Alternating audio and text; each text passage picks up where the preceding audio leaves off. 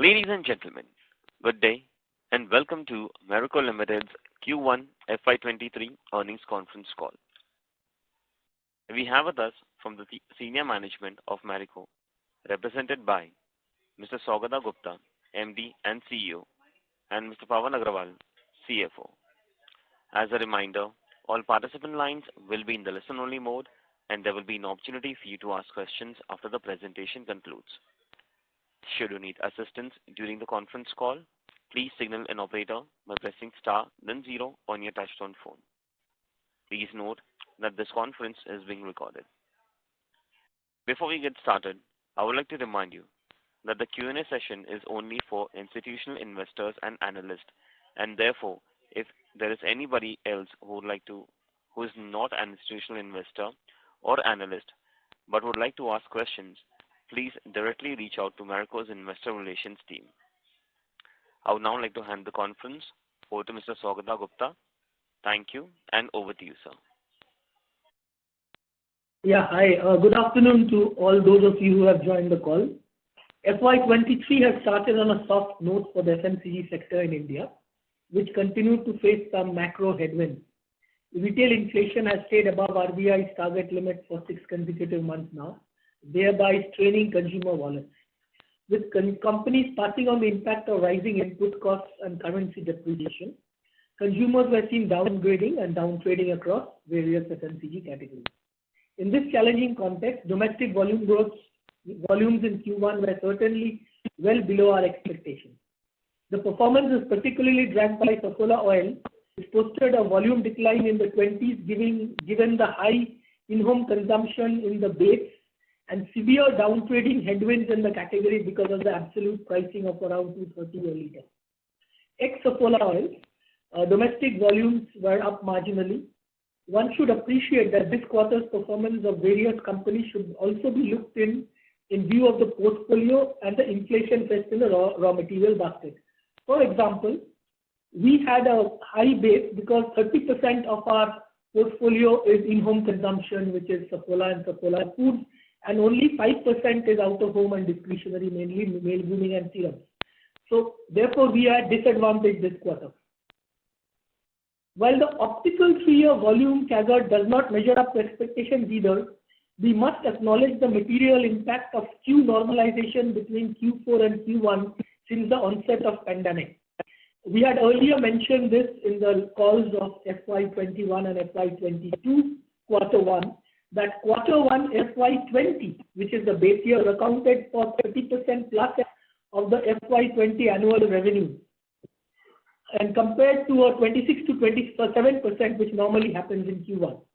Therefore, if you take a CAGR versus the average monthly run rate for the full year of FY20, and this is the way we are internally tracking our performance, the growth 3-year CAGR comes to around 6%, which is certainly provides a much better perspective on our performance over a 3-year period. Delving into India business, let me give you a flavor of the key trends in our categories and what is the strategy and outlook for the year ahead. In Parachute coconut oil, while loose to branded conversion slowed because of the inflation, we have continued to lead the sector with market share gains. Other organized players have gained marginal market share or lost market share, and the Parachute market share gain in both volume and value is the highest amongst all organized players in the CNO market. As far as deep discounting is concerned, we plan to counter it tactically as we always operate within a premium pricing band, which delivers consistent volume growth at healthy margins and are not deterred by players operating at negative gross margins. In addition to the 6% price cut taken last year, we have passed on incremental value to the extent of 2% towards the end of Q1. Due to channel inventory, as well as in the depots and everywhere, there is a lag of around 60 days for price correction before we can expect the price discovery all India by the consumers, which will lead to better traction. So we are confident of delivering healthy volume growth in line with our medium-term aspirations thereafter as we go into Q2, going into Q3 and Q4. In Saffola edible oil, in addition to the high base and a number of trade and supply chain issues, downtrading was most starkly evident in the super premium segment. While the overall ROCP category declined in volumes around 9 to 10%.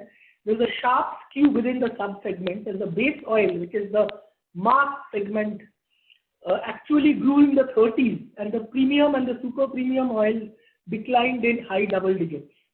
This clearly indicated the impact of the sharp increase in absolute outlay affecting purchasing behavior in the category and stalling any potential upgradation to the super premium segment. We could have chosen to recoup volume by sacrificing margins, but we consciously did not chase growth at suboptimal gross margins.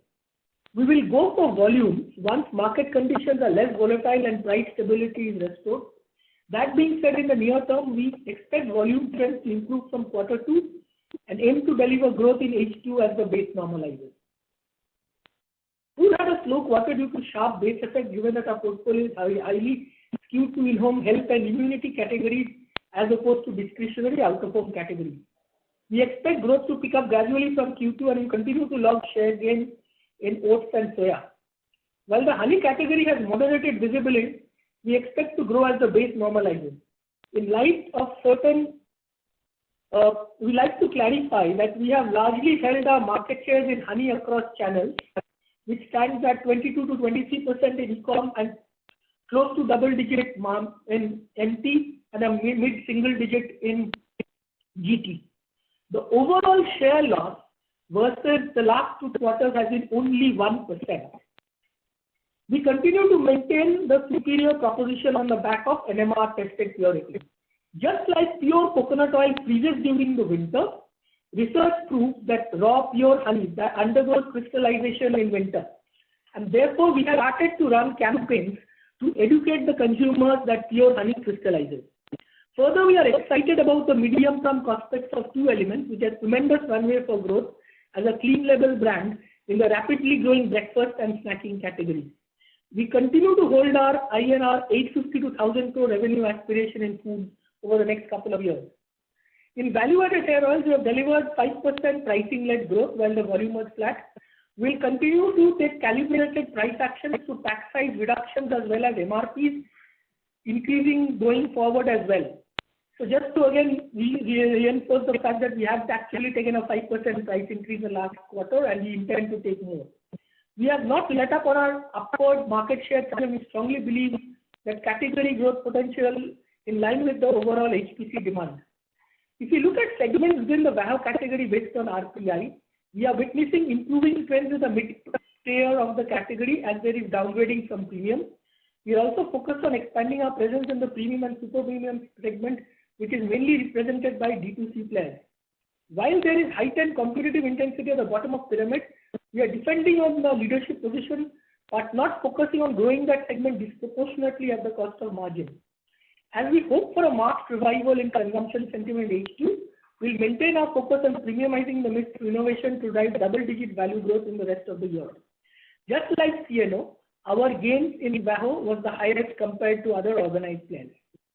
Given that inflation does affect consumption patterns of upper income segments, premium personal care has been growing smartly post-COVID-led disruption.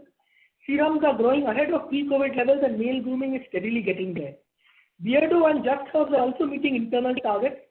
Our digital brands portfolio is now around circa 200 crores in annualized run rate. We are confident of crossing 250 crores ARR in Q2 and thereafter adding 50 to 75 crores ARR every quarter till we reach a 450 to 500 crore mark in FY24. Moving to international business, which has been a symbol of tremendous positivity and consistency, especially when we look at peers in the sector.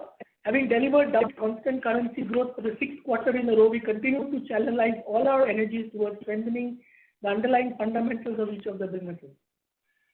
Bangladesh extended its good run with a healthy growth in the core and accelerated ramp up in hair care and baby care portfolio. Despite recent macro developments, we expect to be able to sustain the momentum and cope with it, as we believe during such times the strong gets stronger and weak gets weaker, depending on the position in each country, and Bangladesh we have a very, very strong position. Vietnam also delivered on its promise as HPC category growth picked up, and there are no visible signs of any inflation or any economic reform which is currently robust. We are also making visible and exciting attempts to broaden our play in the region. In MENA, there is a sizable profit pool which presents an attractive opportunity when we are investing to grow in the region. South Africa and the business are also seeing healthy momentum building up as well. Looking ahead, while the overall demand sentiment in India has yet to turn cheerful, we are enthused by the robust market share and penetration wins across our domestic portfolio, which assures us of steady recovery once the macro headwinds subside. With 50% of our raw material basket witnessing deflation, we are relatively less impacted by inflation. We will continue to have reasonable comfort on the profitability front without cutting A&P spend. We have delivered healthy margins even though the quantum of inflation on edible oil was to 70% as compared to 20 to 30% in other raw materials. We have seen a visible recovery in gross margin over the last 4 quarters, but quarter 2 will be tricky as the benefits of falling edible oil prices will not flow through as we are carrying higher cost inventory of vegetable oil, while we pass on value to the consumers through pricing immediately ahead of our cost structure. While we delivered a strong EBITDA margin of 20.6 in the quarter, EBITDA margins will moderate in the following quarters since we want to invest for growth, and especially at a time in the quarter 3 and quarter 4 where we have a very softer volume base. However, after factoring in the quarterly gyration in the sales mix and each of the cost line items, we are extremely confident of delivering 18 to 19% operating margin in FY23. While we draw reasonable comfort on margins, we'll pull out all stops to deliver healthy volume growth in the rest of the year, especially in H2, given the base and given the fact that we also will accelerate some of the innovations in food and digital.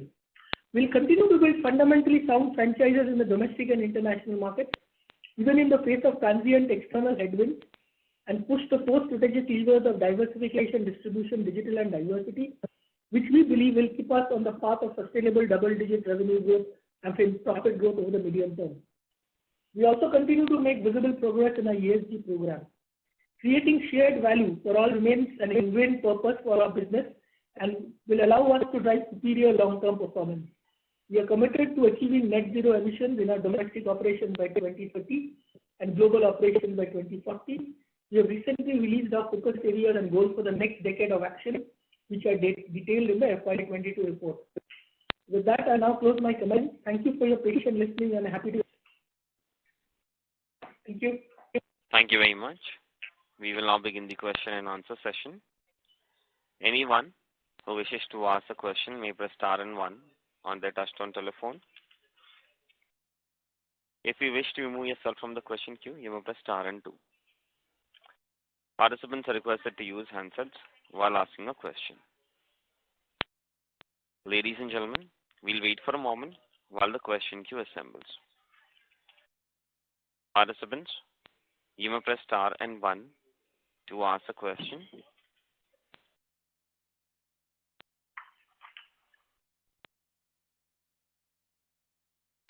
The first question is from the line of Abneesh Roy from Edelweiss Financial Service. Please go ahead. Yeah, thanks. My first question is on True Elements and the digital first brand. So in Western breakfast, specifically oats, you have both Saffola and True Elements. If you could tell us how the positioning will be. Second is because liquidity has dried up in general for competition, rate hikes, IPOs not happening.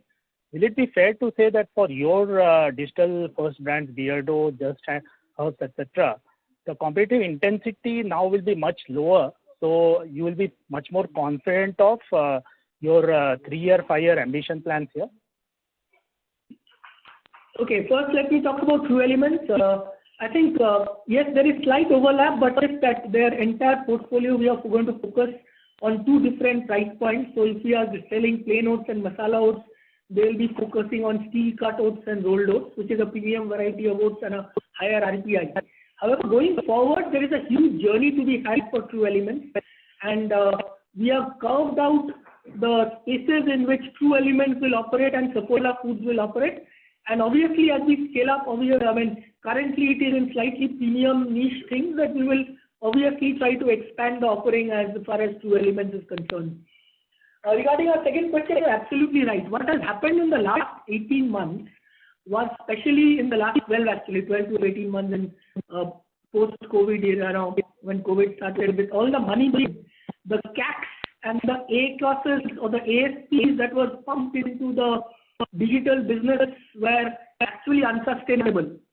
And therefore, that hit. Sir, sorry to interrupt. People were struggling. Yeah. Sir, there is a slight audio break while you're talking. May I rejoin your line, please? Okay.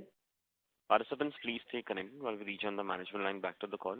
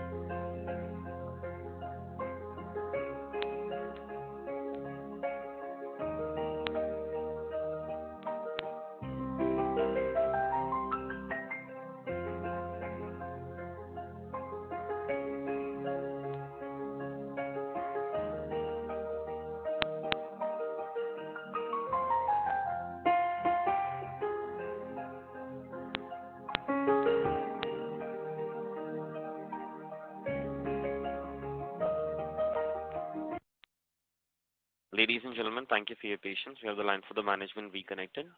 Sir, you may go ahead.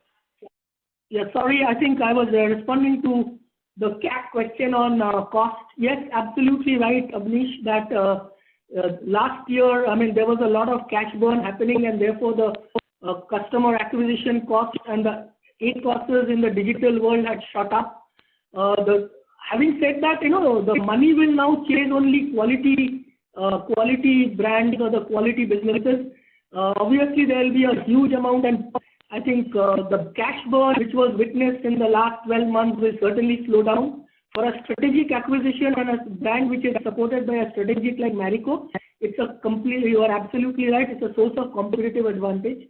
And therefore, we expect that the unit economics for leader brands in each of the categories will substantially improve, and the competitive intensity will go down. Having said that, as I said, the money will still chase the quality businesses in each of the categories. So, to answer your question, are we advantaged? Yes. I think the other thing what has happened is, given that we have now a bouquet of digital brands, the cross-learning that is happening, that has also helped us. And also one thing you must realize, that while each brand, the biggest might be Beardo, there are a lot of shared opportunities, not only of learning, but also shared costs. You should look at a business like a 200 and 250 crore business.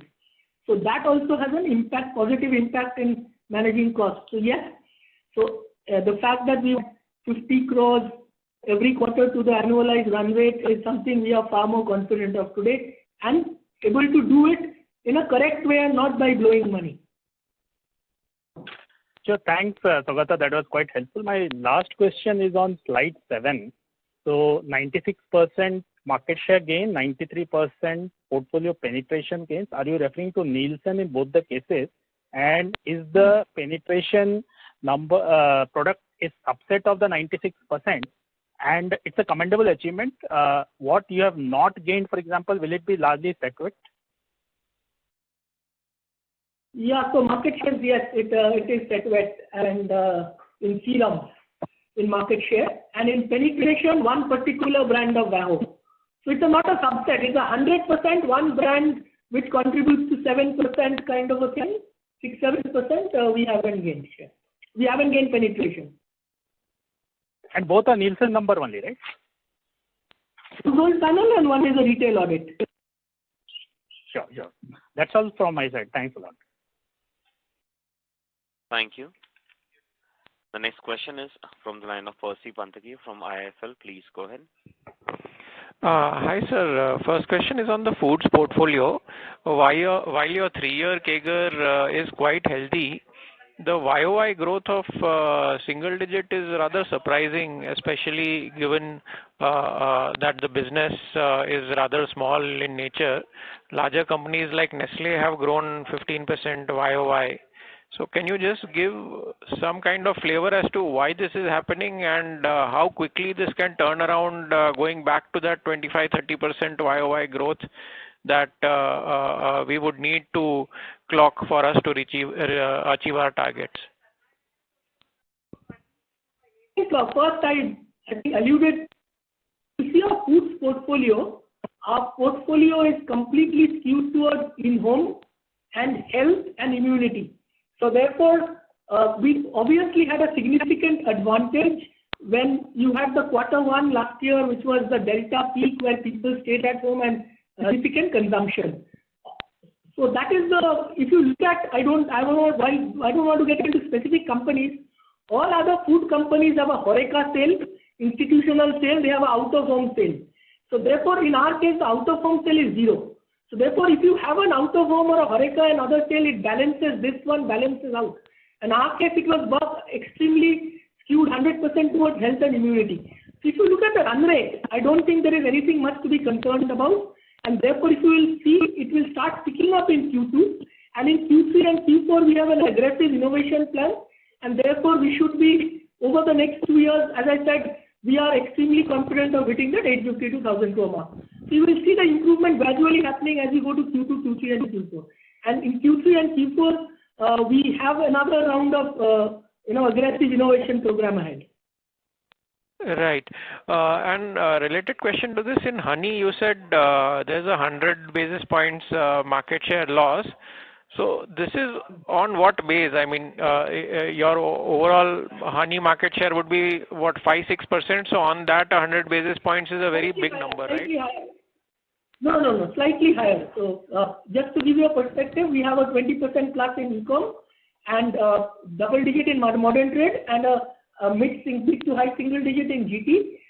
As you know that the Nielsen doesn't capture e-com separately, but I would think the weighted average number will be so we have lost some share in modern trade, and as I said, the actual loss versus last quarter is 1%. So if it was, say, suppose hypothetically 8%, it would be 7%. Understood. Coming to the overall gross margins for your company, would you say that in the coming quarters, we should see better gross margins come to what we have done this quarter, because there would be some amount of deflation that which is already visible but which has not been fully captured in the Q1 results. Would that be a fair assessment? So if you ask me, as I think alluded to in my opening commentary, that Q2 will be not simply because of the fact that as the vegetable oil table is going down rapidly, we are starting to take consecutive price cuts. In order to accelerate the volume recovery of Saffola, obviously we are giving that price discovery to the consumer immediately while we are holding some old, high cost RM stock, either in the form of raw material or in the form of finished goods. So therefore, Q2 will be not. But Q3, Q4, the fact that if the vegetable oil stabilizes, copra is placed sideways and crude starts softening, you might see it, but Q2 certainly not. But the way we are playing it is very simple. I mean, as far as operating margin, with a 20.6% operating margin, we are banking it. And therefore, in the second half, where we believe the consumption conditions will be far more favorable than compared to Q1, we will actually invest to grow in second half. Understood. Understood. So basically, you would still stick with your 18-19% EBITDA margin guidance, although Q1 has been higher because the ad spend will go up in the coming quarters. Is that the right way to read it? No. Also crude is the super in the pack. We don't know what's going to happen or the inflation. See, at the end of the day, we are clear that second half is the time to actually maximize volume growth. Right. And just one data point, you mentioned that because of the Q4, Q1 seasonality change, the 3-year CAGR comes to 6%. That is on value, right? If you can give us the domestic volume growth CAGR also on 3-year, please. So it is on this side. So this is on index volume growth and not on value. So what we've done is at a volume level, if you do a Q normalization for FY20, and then you work out a CAGR, at a volume level, it will be somewhere between 5 to 6%. Okay, volume CAGR is 5 to 6%, and would that be something that you would sort of aim to achieve for the remaining 3 quarters as well? The same kind of underlying trajectory? That's right. And just to add, Percy, what we also do is our internal targets also we have moved at a run rate level. And that is why we sort of compare this number, and this number becomes relevant for us. Okay, and got it. That particular year, Q1 was, normally Q1 is 26 to 27. Right, got it. Okay, that's all from me. Thanks and all the best. Thank you. The next question is from the line of Tejas Shah from Spark Capital. Please go ahead. Hi, thanks for the opportunity. With a couple of questions on international business. First, on Bangladesh, we are picking up news of going through economic turmoil. So any read-through and how are we insulated, if at all, from the current slowdown there? Okay, so 2 things. First, I think I must commend the Bangladesh government for actually taking proactive steps in managing the economy.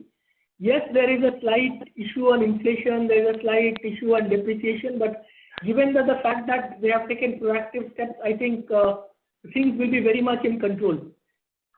Secondly, I think our competitive position in Bangladesh is extremely good, and therefore 2 things we are doing. We are ensuring that we are doubling up on things which are focus areas, where there are opportunity to gain market share even if there is a little bit of a category slowdown, and therefore ensuring that we focus on only some of the biggie things, and we are actually replicating the strategy we did in COVID, here, where we ensured that we double up on the core. There are 2, 3 innovations which are continuing to do well.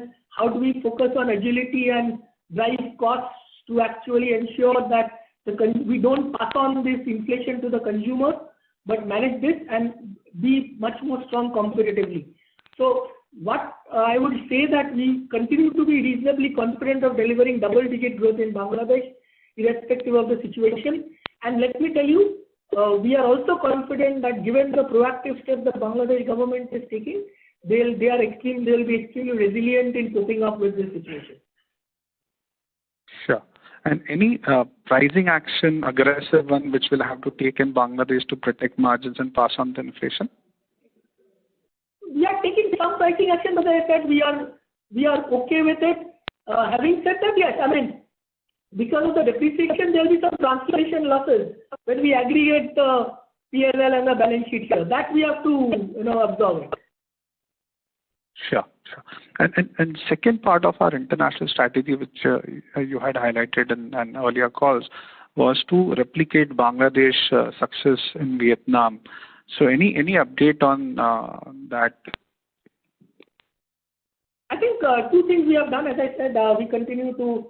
There are 4 things which make a business go on a flywheel or a virtuous cycle, which is getting the portfolio right, getting the go-to-market right, getting the cost structure, people and processes right. I think in Vietnam, we have got all the 4 right.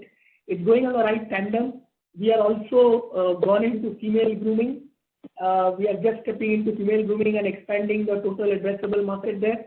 We've started gaining share. So all the signs of Bangladesh in terms of replicating are there. Having said that, obviously it will happen in a certain different pace, because you must say that Bangladesh has dominant position and the competitive situation is slightly different. We are extremely confident of continuously now driving double-digit growth in Vietnam in both top line and bottom line over the next subsequent quarters. Sure.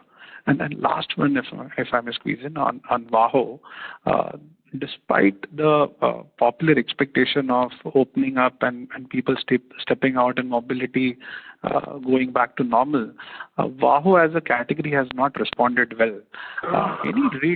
Any read through that despite all the other tailwinds being there for opening up as a driver, the category did not actually live up to the expectation that we had before COVID or around COVID? This is my take on it. See, if you really look at it, that part of the portfolio was that non-sticky hair oil and the premium part of the portfolio. So now that has got impacted actually by inflation this year. But where we are operating, we are fairly okay, actually, I would say. Okay. If you look at WAHO compared to other HPC categories, if you look at HPC, there's actually minus 1%, I think this quarter in Nielsen. Broadly, and WAHO is broadly in line in that. I think there is no difference in the other HPC categories and WAHO in terms of the Nielsen growth rates. Sure. So, but versus other HPC categories, Swagata, we expected that some of these categories, which are skincare, hair care, they will have some tailwind of opening up, offices, schools opening up. So that did not surface. Though we witnessed in some of the discretionary categories, staples categories have not shown that kind of bounce back. That was the point actually. Yeah, but that is because I think you are right, but that is also because downgradation is happening now because of inflation. Okay. We are seeing in WAHO a significant downgradation from premium to and also a lot of action is happening on the bottom of pyramid, competitive intensity at bottom of pyramid. So the average this one is going down a bit. But having said that, I think we have a different take on it. Just to give you a response, we want to focus on value share because we are under indexed in the premium. And if you look at already the we are starting to see market share gains in e-com and modern trade on the super premium, which is where onion oil and others operate. And we have actually launched another offering, in fact, last week called curry leaves there.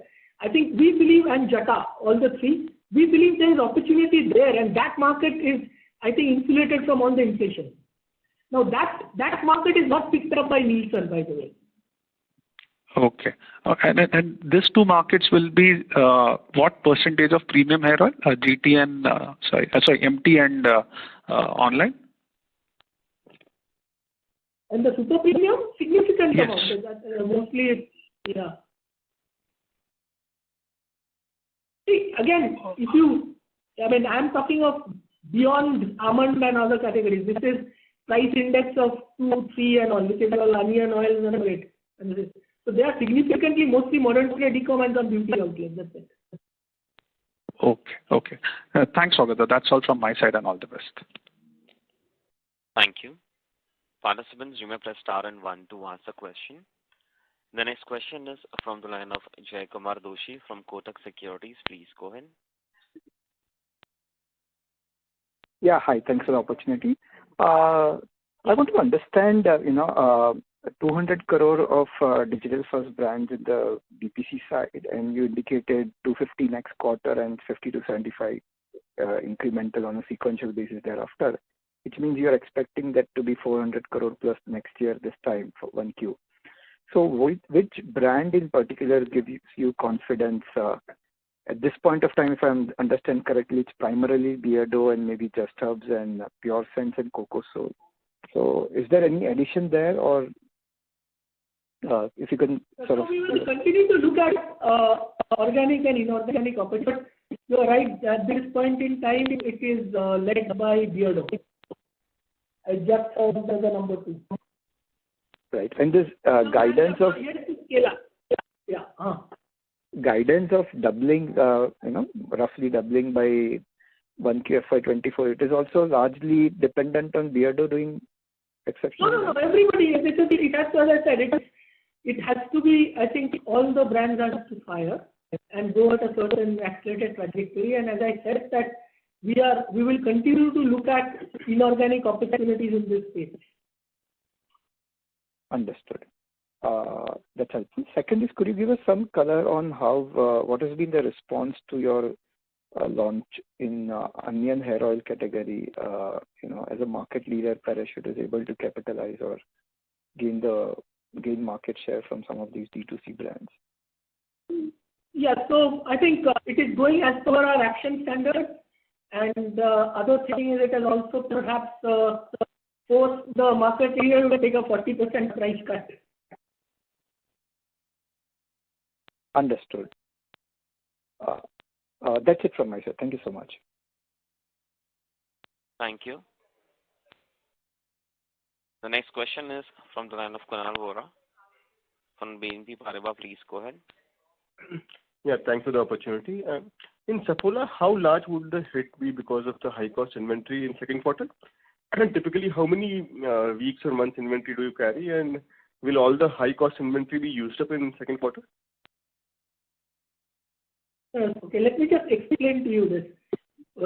You are having a sliding raw material table where you are forced to take multiple price increases almost. In fact, we have taken 3 price increases in less than 2 months.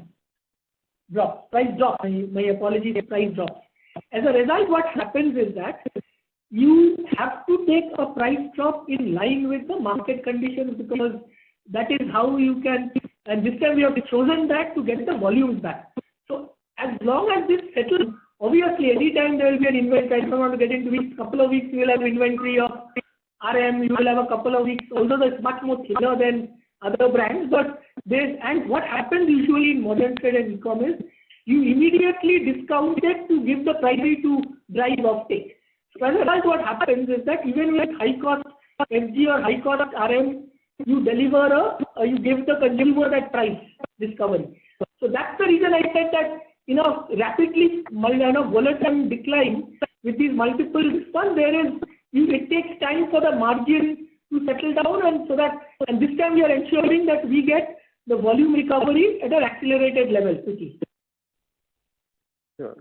Thanks. So it will all get settled in second quarter. Third quarter onwards, it should be back normal. Third quarter, it should get settled. See, the way we see it, it's very difficult. I am not an expert in raw materials, but we expect this is whatever is the when we take kind of an average of all the international forecasters, and not that the experts they also get it wrong, but what we see is things stabilizing, and we are taking price drops. And this time what we are doing is that, as I said, that I have already banked a 20.7% EBITDA.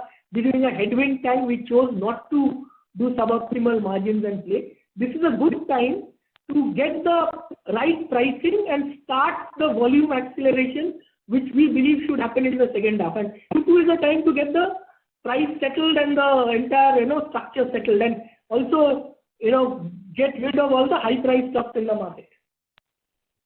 Sure. Thanks for that. Second and last question. You seem pretty confident about second half recovery. So I'm just wanted to trying to get some sense on what's driving that confidence. Is it largely the base effect, or you're picking up recovery in consumption trends in the last few weeks? So 2 things. One, if you knock off Saffola, even from this quarter 1, we grew by 1.4%. Okay. Now that growth will, and so therefore, if hypothetically Saffola had been flat, then the growth would have been 2-3%. And then what we are seeing, 2 things. One is of course base. Number 2, I think, as I said, that food growth will get accelerated. Some of the other Parachute, once we are getting the pricing right, I think the new prices, reduced prices will settle down in the market by August end, September first week, because as I said, it takes around 60 days to settle down. A combination and base. The base is one of the factors, it's just not the only factor. And as I said, that we measure through run rate. So our run rate indicates that we should be able to get the higher growth in the second half. Understood. That explains. That's it from my side. Thank you. Thank you. Participants, you may press star and 1 to ask a question. The next question is from the line of Vishal from Nirmal Bang. Please go ahead. Yeah, thank you for the opportunity. My question is on the edible oils portfolio. So we have mentioned that there is a visible downgrading from super premium to mass segment during the quarter. Personally, I thought the demand by the consumers of super premium edible oil would be rather inelastic, and this premium consumer should be more loyal to the particular edible oil they consume based on the kind of benefits that he or she derives. So, how do we look at this movement? Is it near term, or is there any other factor playing out apart from the high prices or inflation? Sorry. So if you look at, see the average, consumption of oil, edible oil is, and see, when I define super premium is, it's not niche. It is still reasonably mass because Saffola is a 2,000 crore plus edible oil brand. So that is not niche like, any, so therefore, first of all, when I define super premium, it's a relative term. So if you look at what exactly happened, one year ago, or I think 14 to 16 months ago, I would say, between that and peak price of Saffola of 230 a liter, we have taken a 67% to 70% price hike, which means actually average household consuming, Saffola, which is 4 liters, 5 liters. There are of course health conscious households which include 3 liters, but you take 4 liters. It's a 320 buck outlay. So two things happened. One, the upgradation stopped. Number two, in households where was one of the oils, like Saffola has a share of requirement on SOR, that SOR reduced. The third thing, as I said, is you must realize the third thing that has happened, see the 27% volume drop is not just a drop in offtake. If you were to break up the drop in offtake, it's a combination of 3-4 things. There is a drop in offtake, there is a drop in STR. We chose not to do certain business in this quarter where we were making suboptimal margins. So if I wanted to give you roughly a number of offtake, the number will be more in the teens. Offtake drop is not 27, in the 20s. So basically, beyond near term, with now prices kind of stable, coming down across your portfolio, so we do expect those consumers to revert back to their original brand of consumption, right? So I tell you how the growth of Saffola happens. The growth of Saffola happens of people upgrading to Saffola, households using more Saffola. Okay, because at the end of the day, you must realize that the average Saffola user is a health conscious user. So the average consumption of Saffola household is lower than other households. Okay.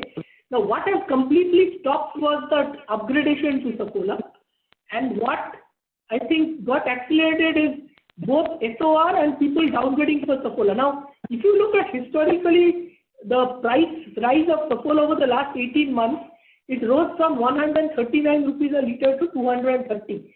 And I'm happy to, I think one on the analyst team will be happy to share with you. If you look at price points and growth, I think that should actually once it hits say a 170, 180 level, I think it's a price point. Also, you must realize the other thing that has happened right as led to a share in volume is traders stop stocking when the price keeps on coming down, because they also don't want high price stocks in the system. So there has been a significant loss also of STR of Saffola that has happened in the last 6 months.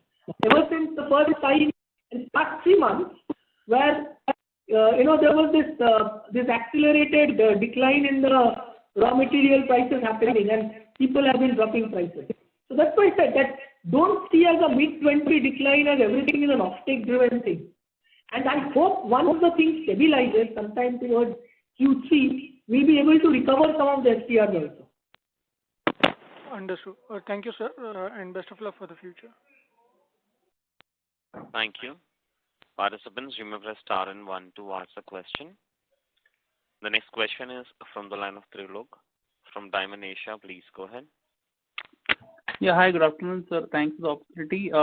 In the earlier question that you answered with regards to the food business, how should we think, from a full year perspective, what's the kind of growth rate are you thinking on the food business at this quarter, leaving aside this quarter performance? So I think it will get into double-digit growth, and then as in the second half it will accelerate, because as I said that there is an innovation program and those ones. So as I said that if you have to look at But 850 to 1000 over the 2024, we should be in striking distance of that.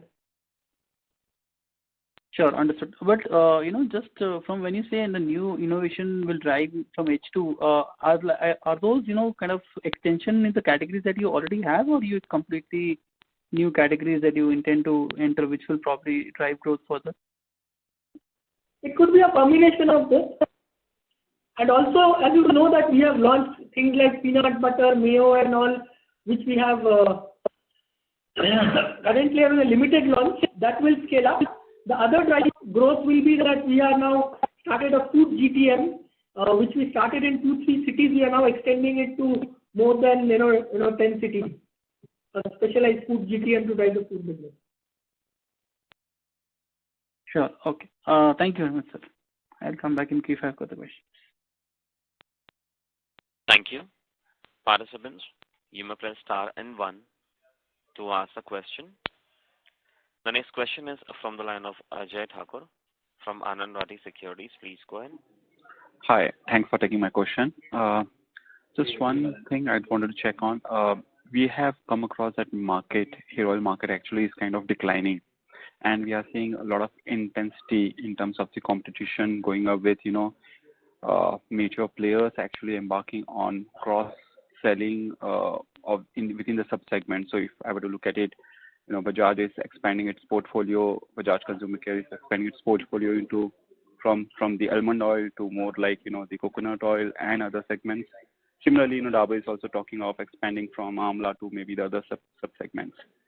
So now overall, we are seeing the competitive intensity within the hair oil sub-segment is rising in a market which is kind of declining. So in that context, I want to check on your view, given the fact that we are the market leader. How do you see this competition impacting us and our growth trajectory within the hair oil pack then? So I'll tell you 2 things. I think 2 or 3 things. First, I reinforce this and time and again I'm reading it that in VAHO we are our market share gain was the highest amongst all other players. Just to give a perspective, and I have to correct this one. If you look at HPC, well, the FMCG, the line was around 2-3%. In AMJ 22, as per Nielsen, the HPC volume decline is 6.4%. And actually, VAHO decline is, it's better, and it's not so high. So VAHO is actually flat. So that will tell you the story that discussion that can be built by, that is getting built at, that very high competitive intensity and their declining category. I think there may not be always the right perception. If you take a 5-year period and plot the VAHO category versus HPC categories, you will see a different picture. Coming to competitive intensity, show me which year Marico has lost market share drastically.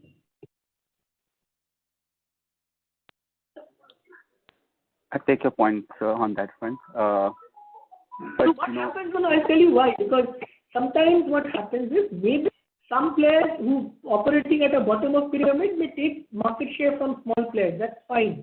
Our endeavor is to concentrate on value share because we are under-indexed in the slightly premium end, and we'll continue to focus on that while we will defend, but we will not, our strategy is not to put all our eggs in the BOP basket. Okay, understand. So another point that I wanted to just check on is, are we seeing a higher growth within the premium edible oil segment, premium oil segment, hair oil segment, given the fact that, most of the players are trying to, kind of enter the premium side. So is there some kind of a higher growth that we are witnessing right now in the last maybe a year or so in the premium hair oil segment? Actually, most players are the competitive intensity or so-called activity is in the bottom of pyramid. I don't see any players. Yes, there has been activity in the digital side of the business, but that is through insurgent brands like which are not the organized players. And that side of the market is growing. But if you look at people who play in the premium side among the organized players, most of the brands are declining actually. Okay.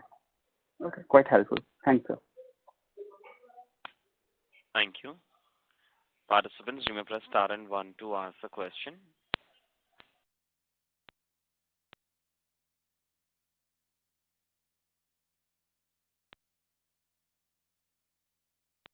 A reminder to all the participants, you may press star and one to ask a question. As there are no further questions, I now hand the conference over to the management for closing comments. Thanks a lot for listening on the call. To conclude, the start of the year has not kicked off on an exciting note in the India business amidst a tough external environment. However, given the strong competitive positioning of our brands in respective categories, we are confident that we will be delivering better than FMCG market growth in the quarters ahead. We are confident that international business will continue to stay ahead of the pack. While there is uncertainty around crude-led inflation, we draw comfort from the deflationary trend in other key raw materials that will allow us to invest behind brand building and drive consumer advantage pricing while maintaining threshold margins for the year.